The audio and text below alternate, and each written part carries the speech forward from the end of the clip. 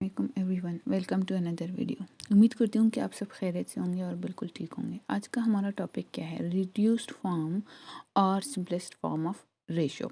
यानी रेशो का सबसे पहली बात कि इसका सबसे सिंपलेस्ट फॉर्म क्या होता है, ये हम सीखेंगे। एंड फिर इसमें फर्दर हम सीखेंगे कि किसी भी रेशो को हम सिंपलेस्ट फॉर्म में कैसे ला सकते हैं। Okay, different type of ratios होते हैं, तो डिफरेंट टाइप ऑफ जितने भी टाइप्स ऑफ रेशोज थे उनको रिड्यूस्ड फॉर्म में लाना हम सीखेंगे। ये जो हमारा वीडियो है ये हेल्प करेगा स्पेशली उन स्टूडेंट्स को जो एक्सरसाइज 6.1 क्वेश्चन नंबर 1 को सॉल्व करना चाहते हैं। तो पूरा कॉन्सेप्ट भी है और क्वेश्चन नंबर 1 के प्रॉब्लम्स को भी हम सॉल्व करेंगे। सबसे पहले है कि reduced form of a ratio क्या है। हमारे पास एक रेशो है ए रेशो बी। इसको हम लास्ट वीडियोस में हमने ये डिस्कस भी किया है कि जिसमें हमने पढ़ा था व्हाट इज़ रेशो। तो उसमें हमने डिस्कस किया था कि ए रेशो बी का मतलब क्या होता है, ए अपॉन बी। अगर आपने वो वीडियो नहीं देखा तो डिस्क्रिप्शन में लिंक दे दूँगी, आप वहाँ से जाके ज़रूर देखें। वो बहुत इंपॉर्टेंट है इस पूरे यूनिट के लिए, जो यूनिट नंबर 6 है। आप जब तक आप वो नहीं देखेंगे आपको कुछ भी समझ नहीं आएगा। अच्छा, तो अब ये जो हमारे पास ए रेशो बी है, इसका सिंपलेस्ट फॉर्म क्या होता है कि जब भी हमारे पास ए और रेशो बी में, या इसका सिंपलेस्ट फॉर्म या रिड्यूस्ड फॉर्म तब हमारे पास आता है जब ए और B has no common factors then 1। यानी ए और बी को हमने रिड्यूस करना है, उनको कम करना है उस लेवल पर जहाँ पे इनमें कॉमन फैक्टर सिर्फ 1 हो। यानी ये मज़ीद रिड्यूस नहीं हो सकते। तो तब हम कहेंगे कि हमारा जो रेशो ए रेशो बी है ये क्या है, ये अपने सिंपलेस्ट फॉर्म में है। अब हम सीखते हैं कि ए रेशो बी को हम किस तरह से रिड्यूस कर सकते हैं। अब इसमें हमारे पास डिफरेंट कंडीशंस है। पहला कंडीशन है if both antecedent and consequent are integer. यानी हमारे पास जो रेशो है इसमें एंटीसीडेंट और कंसिक्वेंट दोनों क्या है, इंटीजर्स है। जब दोनों इंटीजर्स होंगे तब हमारे पास क्या होगा, इंटीजर्स होंगे तब हमारे पास ये कंडीशन है कि हम क्या करेंगे, सबसे पहले HCF highest common factor of integers मालूम करेंगे। एंड फिर वो जो हमने हाईएस्ट कॉमन फैक्टर मालूम किया है उससे हम अपने एंटीसीडेंट एंड कंसिक्वेंट दोनों को डिवाइड करेंगे। तो क्या करना होगा, पहले बात फाइंड HCF।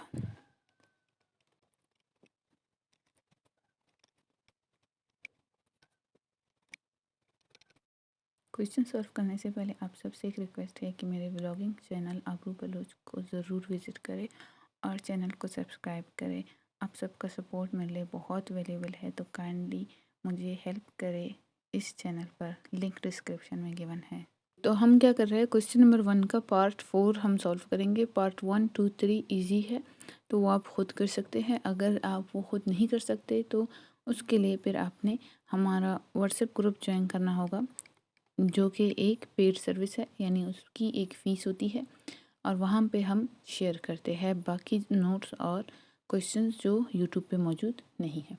अच्छा, यहाँ पे हमें क्या करना है, HCF मालूम करना है। HCF मालूम करेंगे एंड देन हम इसको सॉल्व करेंगे। तो हम HCF मालूम करेंगे बाय डिवीजन मेथड।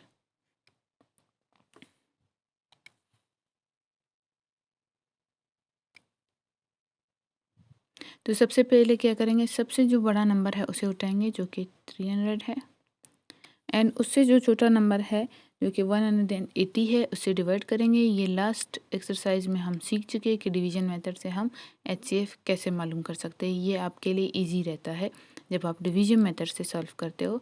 अगर आप फैक्टराइजेशन मेथड से सॉल्व करेंगे तो फिर आपके लिए टाइम ज़्यादा जाएगा। अब हमें पता है कि 180 को अगर हम 2 से मल्टीप्लाई करेंगे तो ये हमारे पास 300 से ज़्यादा हो जाएगा, इसलिए हम 1 से मल्टीप्लाई करेंगे एंड यहाँ पे 180 होगा। अब 300 से जब 180 माइनस करेंगे तो हमारे पास 120 बचेगा।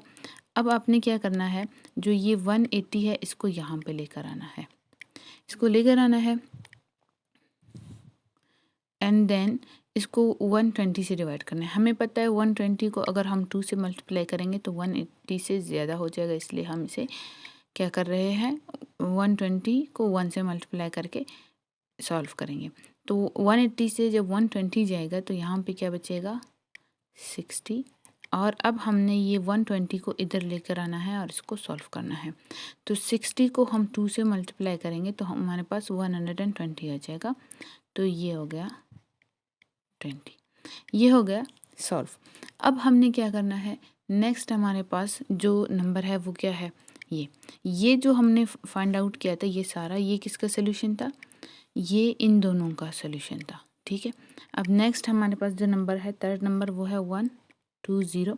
इसको हमने डिवाइड करना है इस 60 से, क्योंकि लास्ट यही बचा था फैक्टर, तो इसी से ही हम डिवाइड करेंगे। तो 60 इंटू 2 इज इक्वल टू 120। अब यहाँ पे ये नंबर और ये नंबर सेम थे, इसलिए हमारा जो HCF है वो सेम आएगा। लेकिन काफ़ी जगहों पे ये सेम नहीं होगा, तो इसलिए आपने अपनी प्रैक्टिस करनी है। तो हमारा HCF क्या है,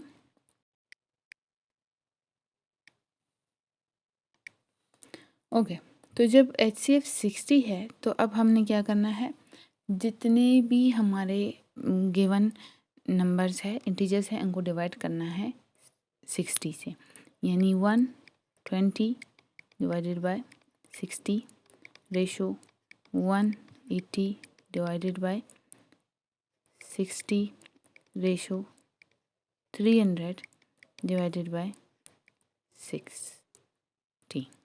अब इनको डिवाइड करेंगे तो हमें पता है कि 120 को जब हमने 60 से डिवाइड किया था हमारे पास आंसर क्या आया था, 2 आया था। Very good. तो यहाँ पे क्या आएगा, 2। अच्छा, 180 को हम 60 से डिवाइड करेंगे तो हमें पता है 6 3 ज़र 80, तो 60 multiplied 60 multiplied by 3 is equal to 180। तो इसका जो रेशो है वो क्या होगा, 3। अच्छा, 300 डिवाइडेड बाय 60, तो ये 60 इंटू 5 इज इक्वल टू 300। यहाँ पे रफ में करके भी दिखा देती हूँ, 180 डिवाइडेड बाय 60। आप इसको रेशोज में लिख कर डिवाइड करेंगे तो ज़्यादा इजी रहेगा, क्योंकि इवन नंबर से 0 0 से कट गया, 6 1 ज़र 6, 6 3 ज़र 18। अच्छा, इसी तरह से 300 डिवाइडेड बाय 60, 0 0 से कट गया, 6 1 ज़र 6, 6 5 ज़र 30। तो ये हमारा जो फाइनल आंसर है वही हो गया। बाकी इसके अलावा ये सारा जो है रफ वर्क है, ओके। तो आपने ये कंफ्यूज नहीं होना, रफ वर्क को नीट वर्क में नहीं करना अगर आप होमवर्क कर रहे हैं। अब हम चलते हैं इसके नेक्स्ट कॉन्सेप्ट पर, जो कि है next condition, condition number 2। Condition number 2 कहता है कि अगर if both antecedent and consequent are in the form of fraction, यानी अब आपके पास जो भी एंटीसीडेंट है और जो भी कंसिक्वेंट है वो दोनों किस फॉर्म में है, फ्रैक्शन में है। अब यहाँ पे एंटीसीडेंट एंड कंसिक्वेंट हम रेशो वाले व्हाट इज़ रेशो, तो उस वीडियो में हम डिस्कस कर चुके हैं, तो वो आपने देखना है, इस चीज़ पे कंफ्यूज नहीं होना। अच्छा, तो यहाँ पे हमने क्या करना है कि अगर ऐसा हमारे पास सिचुएशन आता है जब एंटीसीडेंट और कॉन्सिक्वेंट दोनों ही हमारे पास फ्रैक्शंस है, तो सबसे पहले हमने क्या करना है, एलसीएम ऑफ डिनोमिनेटर्स मालूम करना है। जितने भी हमारे पास डिनोमिनेटर्स है उनके एलसीएम मालूम करना है। सेकंड हमें क्या काम करना है, मल्टीप्लाई करना है, जो भी हमारा एलसीएम आया है लीस्ट कॉमन मल्टीपल, उसको हमने मल्टीप्लाई करना है किससे, विद जितने भी हमारे पास फ्रैक्शंस है उनसे, ओके।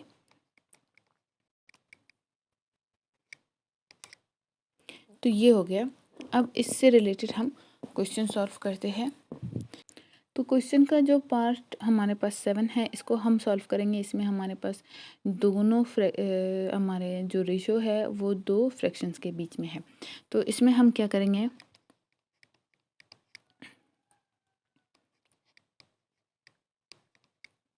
अब ये जो हमारे पास सेकंड फ्रैक्शन है ये मिक्स्ड फ्रैक्शन है। पहले तो इसको हमने सिंप्लीफाई करना है, ठीक है। तो इसमें क्या होता है, सबसे पहले इस प्रोसेस में आपने क्या करना होता है, 2 को 3 से मल्टीप्लाई करना होता है। कितना आएगा 6। अब इस 6 में जो हमारे पास ये न्यूमरेटर है इसको ऐड करना है, कितना आएगा 7। अब इसको कैसे लिखना है, इस ओवरऑल फ्रैक्शन को आपने कैसे लिखना है, 7/2। तो ये क्या हो गया हमारे पास 7/2। ये हमने इसको सिंप्लीफाई कर दिया। तो हमारा फर्स्ट स्टेप क्या था, एलसीएम लेना था। एलसीएम क्या किनका लेना था, जो हमारे पास डिनोमिनेटर्स थे। तो यहाँ पे डिनोमिनेटर दोनों क्या है, सेम है, 2 है। तो 2 1 ज़र 2, 2 1 ज़र 2। तो हमारा एलसीएम क्या है, 2 है। एलसीएम क्या है हमारा 2। अब नेक्स्ट हमें क्या करना था, मल्टीप्लाई करना था इसको दोनों फ्रैक्शन से। तो पहला फ्रैक्शन क्या है 1/2 मल्टीप्लाइड बाय एलसीएम जो क्या है 2 रेशो 7/2 मल्टीप्लाइड बाय एलसीएम जो कि 2 है 2। अब ये 2 इस 1 से मल्टीप्लाई होगा, ये क्या बनेगा 2/2 रेशो, ये 2 इस 7 से मल्टीप्लाई होगा, ये क्या बनेगा 14/2, 7 2 ज़र 14। अच्छा, ये न्यूमरेटर एंड डिनोमिनेटर ये अपने सिंपलेस्ट फॉर्म में नहीं है, इसी को हम कहते हैं रिड्यूस करना। अब इसको हमें फर्दर रिड्यूस करना है, 2 1 ज़र 2, 2 1 ज़र 2, ओके। और ये क्या होगा 2 1 ज़र 2, 2 7 ज़र 14।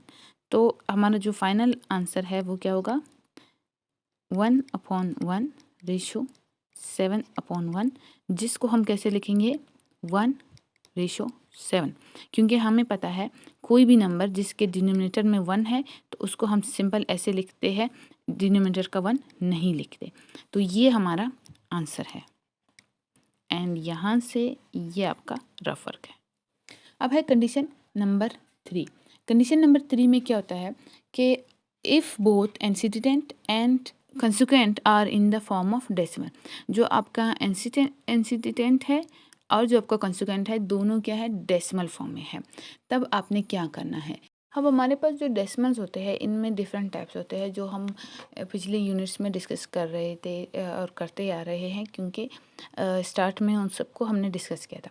अब हमारे पास एक चीज़, अगर हमारे पास कोई ऐसा डेसिमल हो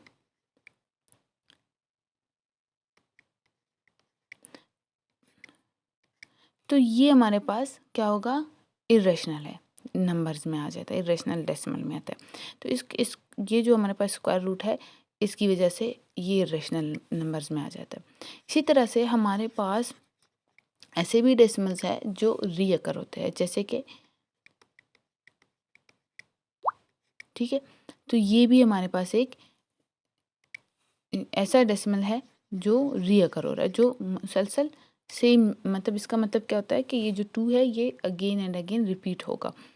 2 के ऊपर बार है तो इसका मतलब यही है। अब अगर हमारे पास इस तरह के डेसिमल्स नहीं है तो सबसे पहले आपने क्या करना है, जो डेसिमल्स है उनको चेंज करना है इनटू ओल नंबर, यानी उनका जो डेसिमल है उसको ख़त्म करना है एंड देन उसको सॉल्व करना है। तो क्या करना होगा,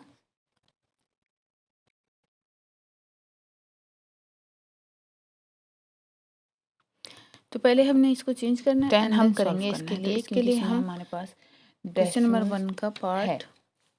तो सबसे पहले हमें क्या करना है, जो इसमें मिक्स फ्रैक्शन है इसको हमें सिंप्लीफाई करना है। तो इसका वही तरीका है 5 × 2 + 2 विच इज़ इक्वल टू 12 यही वाला 5 आएगा।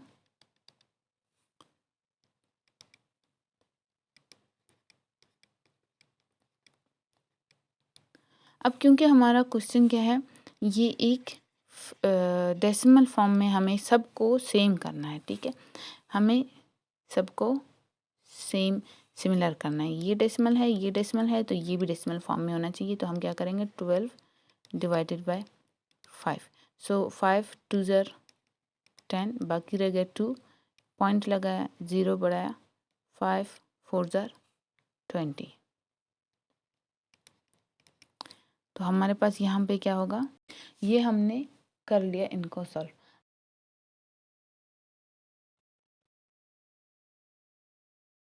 ये डेसिमल्स है। अब इनको हमने क्या करना था, कंडीशन क्या था कि इनको हमने क्या करना है, ओल नंबर्स बनाने हैं। इनको हमने ओल नंबर्स बनानी है। तो ओल नंबर्स जब बनाने हैं तो इनको क्या करना होगा, डेसिमल्स को हमने 10 से मल्टीप्लाई करना होगा ताकि ये जो डेसिमल है ये यहाँ से इधर आ जाए और ये डेसिमल क्या बन जाए, ओल नंबर। अगर इन केस आपके पास होता 0.8.2, फिर आपने उसको क्या करना होगा, यहाँ से यहाँ पे डेसिमल को लाना है तो मल्टीप्लाई बाय 10 करना है। ओके, अगर यहाँ पे 8.27 होता तो फिर आपने 100 से मल्टीप्लाई करना होता ताकि यहाँ से यहाँ पे आ जाए। क्योंकि हमने क्या करना होता है, ये हमने लास्ट एक्सरसाइजेज में सीखा था कि डेसिमल को कैसे होल नंबर बनाना है।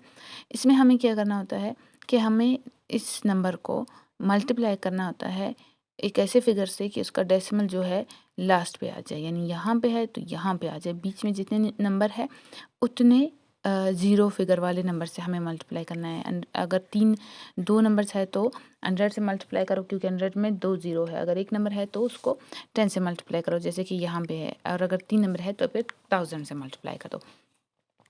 जितने नंबर्स है तो आपने अपने जो ये 10 है इसके ज़ीरोज़ बढ़ाते जाना है, एक ज़ीरो और लगाना है। तो अब यहाँ पे क्या है, हमारे पास एक नंबर है तो ये 10 से ही मल्टीप्लाई होंगे, यानी 0.3 मल्टीप्लाइड बाय 10। तो 0.3 को जब आप 10 से मल्टीप्लाई करेंगे तो हमारा आंसर क्या आएगा, पहले तो 0 मल्टीप्लाई बाय 3 मल्टीप्लाई बाय 0, तो ये 0 हो गया। अब 3 1 ज़ार 3 एंड 0 1 ज़ार 0, तो ये 0 3 0। अब देखिए हमें पता है जब हम डेसिमल को यहाँ पे प्लेस करेंगे तो यहाँ पे हम देखेंगे डेसिमल के बाद कितने नंबर्स है, एक नंबर, तो यहाँ पे भी डेसिमल के बाद एक नंबर होना चाहिए, तो यहाँ पे आ गया। तो ये 03.0 ये कैसे लिखा जाएगा, ये ऐसे लिखा जाएगा। तो ये क्या बन गया, यहाँ पे मेंशन कर लेते हैं। इसी तरह से कि मल्टीप्लाई अगर हम तो अब हमने 0.3 को 10 से मल्टीप्लाई किया है तो क्या आया हमारे पास 3। अब 1.2 को हम मल्टीप्लाई करेंगे 10 से। अब 2.4 को हम मल्टीप्लाई करेंगे 10 से। ये हो गया हमारे पास ओल नंबर्स।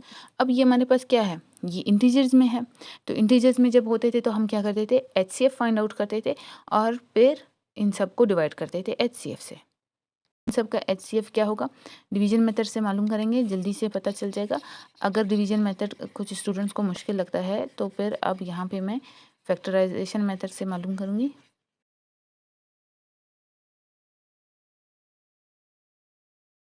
ओके, तो इसमें हमें हर एक का अलग अलग करना होगा। जैसे कि 3 के हमें लिखने हैं फैक्टर्स, तो वो क्या है, 1 है एंड 3 है। और 12 के हम फैक्टर्स लिखेंगे तो 1। तो इनमें से जो हाईएस्ट कॉमन फैक्टर है वो कौन सा है, ये है। तो इससे हमें पता चला एचसीएफ क्या है, 3। तो मैं यही प्रीफर करूँगी कि आप जब भी एचसीएफ मालूम करो तो वो आप डिवीजन मेथड से मालूम। तो अब हमारे हमें क्या करना है, डिवाइड करना है। 3 divided by 3 ratio 12 divided by 3 ratio 24 divided by 3। तो 3 1 ज़ार 3, यहाँ पे 1, 3 4 ज़ार 12, तो यहाँ पे क्या होगा 4 एंड 3 8 ज़ार 24, तो यहाँ पे 8। आप डिवाइड करके प्रॉपर देख भी सकते हैं। थैंक यू वीडियो को आखिर तक देखने के लिए। उम्मीद करती हूँ कि इस वीडियो से आपको बहुत मदद मिली होगी। इसके अलावा हम व्हाट्सएप ग्रुप के सर्विसेज भी प्रोवाइड करते हैं। व्हाट्सएप ग्रुप एक ऐसा सर्विस है जिसकी फ़ीस होती है माहाना 200 रुपये फ़ीस होती है, और जो सवालात यहाँ यूट्यूब पे हम हल नहीं करते उनका हल जिन स्टूडेंट्स को मुश्किल होती है उनके लिए हम व्हाट्सएप ग्रुप में शेयर करते हैं, और वहाँ पर वो जो भी सवाल है क्लास 6 मैथमेटिक्स बलुस्तान बोर्ड के बारे में अपना सवाल शेयर कर सकते हैं और इंशाल्लाह उनको टाइमली जवाब भी मिलेगा। तो इस सर्विस को हासिल करने के लिए दिए गए व्हाट्सएप नंबर पर रब्ता करें। रब्ता करते वक्त अपना नाम, अपना क्लास ज़रूर मेंशन करें ताकि हमें पता चल सके कि आप किस क्लास से हैं और कौन सा ग्रुप ज्वाइन करना चाहते हैं। अपना बहुत ज़्यादा ख्याल रखिए। इस वीडियो को लाइक एंड शेयर करें, ये बिल्कुल फ्री है लाइक और शेयर करना, और चैनल को सब्सक्राइब कर ले ताकि नेक्स्ट जो वीडियो मैं अपलोड करूँ वो आपको बर वक्त मैसर हो। शुक्रिया, अल्लाह हाफ़िज़।